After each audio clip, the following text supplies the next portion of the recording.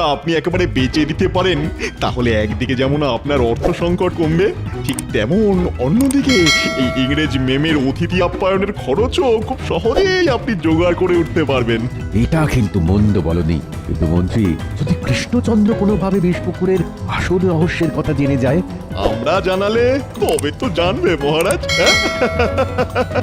তাহলে আজই আমি আমার প্রস্তাবটা চিঠিতে কৃষ্ণচন্দ্রকে জানিয়ে দিই।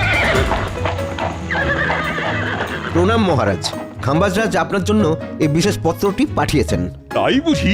কই কই তাও দেখি। তাহলে মহারাজ এবার আমাকে আজ্ঞা দিন। হ্যাঁ হ্যাঁ, এসো এসো।